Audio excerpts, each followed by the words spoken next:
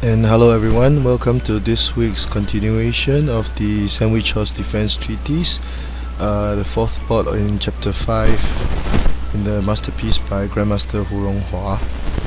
And without further ado, we shall start the part as introduced by the Grandmaster. As in the other previous videos, I've chosen to put black at the bottom so that one might be able to experience the opening more in the eyes of black.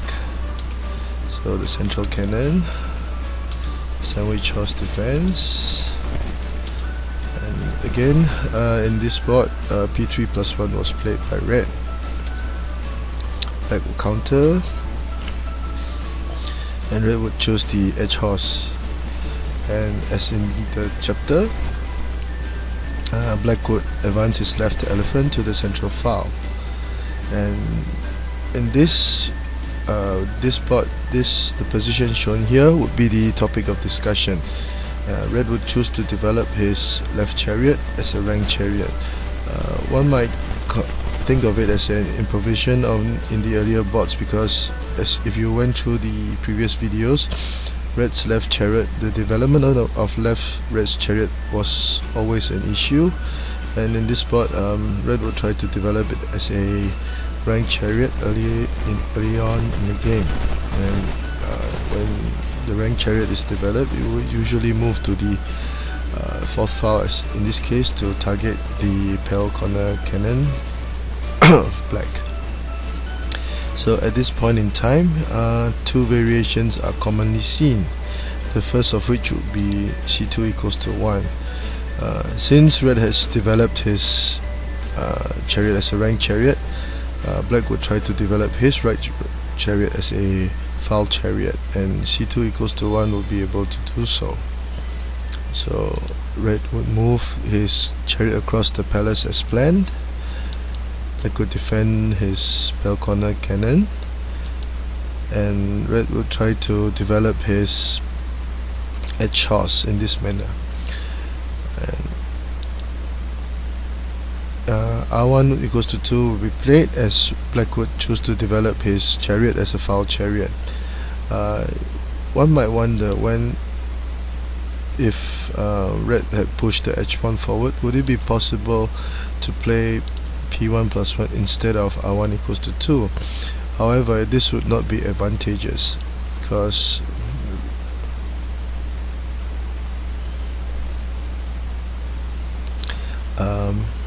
black would have spent some moves moving the cannon and the pawn and trading it for a horse that was not an immediate threat early on in the game.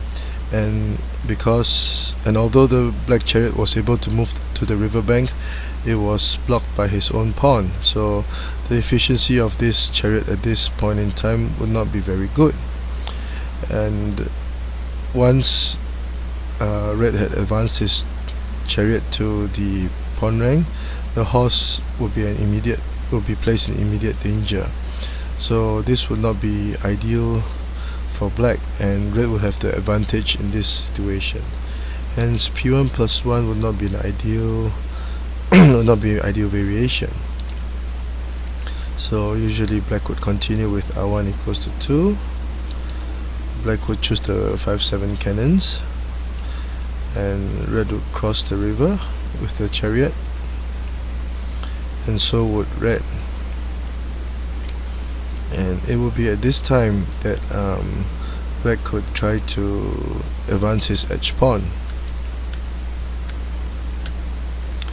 So because of the slight difference, we can see that the chariot at this position would be much more powerful and efficient, and more of a threat to red than when it were at this position. So at this point in time, black would simply retreat his cannon, which would be protected by the elephant, and red would still have the advantage in this situation. So this variation of R1 equals to 2 is still commonly seen, and if things went as planned as shown in the book, red would have the advantage in this situation. So when when red developed his chariot as a rank chariot, instead of c2 equals to 1, it would be better for black to push the edge pawn forward immediately. This would be the second variation that was discussed in the book. So when red develops his chariot as a rank chariot, p1 plus 1 will be advocated. So red will usually continue with r9 equals to 4 as planned. Black would protect his very important bell corner cannon, and red would try to secure his riverbank in this manner. Would r2 plus 6 be an ideal variation at this point? Instead of patrolling the riverbank, we shall see.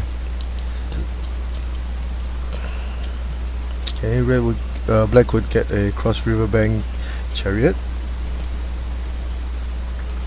and if red continued to play r2 equals to 3 to add pressure to the black horse as planned, black would protect the horse with r9 plus 2, and in this situation red will be in trouble because black will be prepared to play c2 plus 1 to threat to capture the red chariot, and if the red chariot would not have any good position to move except to back to the second file, and this will result in a loss of tempo.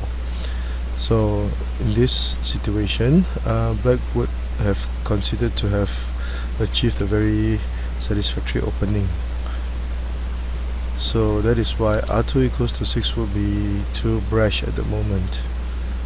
Okay.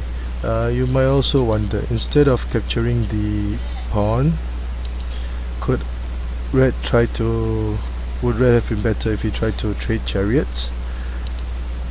The answer will be no, because after trading chariots, black would still play c2 plus 1, and as can be seen, the red chariot would not dare to capture the black pawn. The horse would not have any good place to move, and so would the edge horse over here, because if it moved, red would lose material. So one move by the black cannon at this point in time would actually limit all the red pieces on the board. So in this situation, black would have the advantage. So that is why attacking with r2 plus 6 at this point in time would not be advocated. So if r2 plus 6 were not advised, it would be better for red to be on the defensive and try to secure and consolidate his riverbank rank with r4 plus 3. And usually after pushing the edge pawn forward, red would use his chariot to patrol his own pawn rank, and this would prepare for the black horse to be developed later on in the game. Okay, and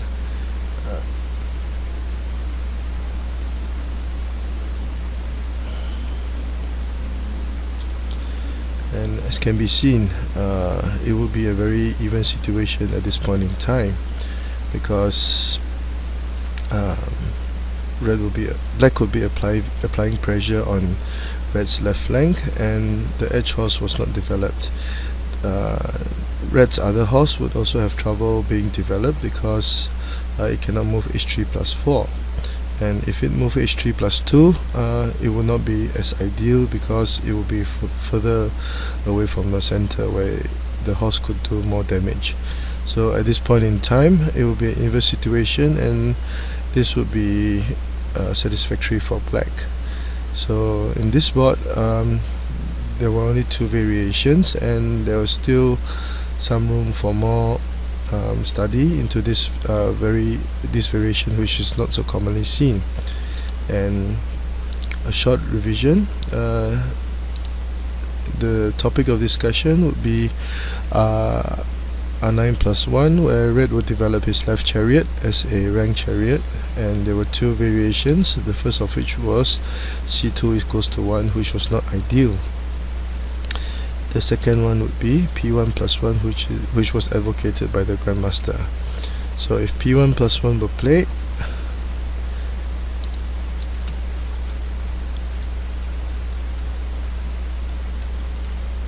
it will be an even situation which black can be very satisfied with. So I hope you have enjoyed this very short board, and please support my YouTube channel if you like it by liking it, and I hope you have a nice weekend ahead. And I'm apologetic for my voice because I still have a heavy cold which has lasted for over a week now. So have fun and remember to subscribe. Thank you.